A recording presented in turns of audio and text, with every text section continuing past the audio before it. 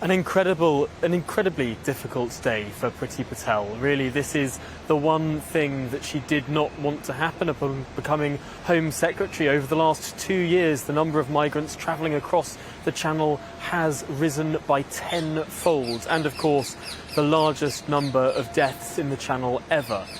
Just yesterday. This is a very bad look for a Home Secretary who has always sought to be seen as being tough on immigration. It's something actually that the Labour Party started to bring up over the weekend, with the Shadow Home Secretary Nick Thomas-Symonds doing the rounds on Sunday morning, saying that the government has got to get a grip of this. Whether the Labour Party is actually believed to be tougher than the Tory Party on this issue, though, is an open question. But Priti Patel will be facing some very, very harsh scrutiny from her own side as well as from other sides of the House in just a few moments' time, when she has got to set out, got to explain what she's doing beyond the repeated answer of this Nationality and Borders Bill, the new plan for immigration that's currently going through Parliament but won't be in effect really until next summer. There's, of course, the new task force that has been set up to look at this issue, chaired by Steve Barclay, the Cabinet Office Minister. Now, some people think that that's a bit of a power erosion. The Home Secretary, of course, sits on that task force but does not chair it herself. Now, what more can the government do to cooperate with France to try and sort out the short-term problems as well as those long-term problems? That will really be under the microscope in the House of Commons in just a few moments' time. The taxpayer have already given the French authorities millions of pounds so they can help deal with the problem at that end. Is it money down the drain?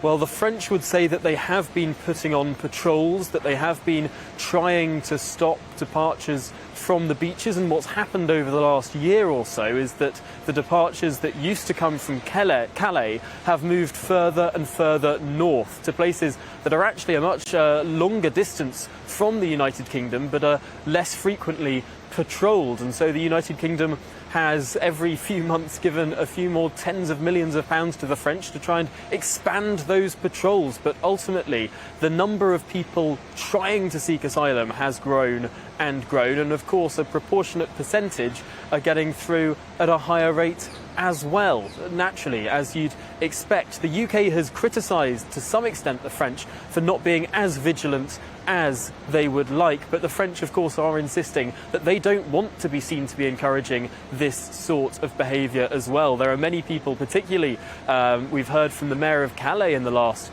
in recent history, saying that he doesn't want these kind of migrant camps in his town. He doesn't want the flow of people to be happening. This is just as bad for the French as it is for the Brits in their mind. However, there are some legitimate questions to ask of the French and of the European Union, of Frontex, their border force, as to why it's not stepping up to the plate in the way that you might expect. There have been many reports of the French Coast Guard sort of standing by and watching migrant boats take off and not getting involved. Now, of course, there's a lot of difficulty when it comes to international law in terms of dealing with boats in the Channel. The way that you're allowed to interact with those boats under international law is incredibly limited, and the obligations that you have as a country under international law, if you take any of those migrants off those boats onto your boats, are considerable.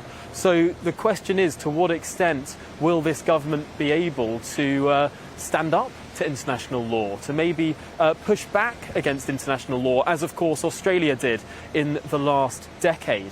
These are going to be very real pressures on the Home Secretary, not least from her own side. Artists say that it is the government to blame because they don't provide enough safe routes for those seeking asylum. I think that the only answer here is a bit of both sides, really. It's a completely legitimate point to say that the Home Secretary has promised more safe routes, although those safe routes have not materialised with particular speed.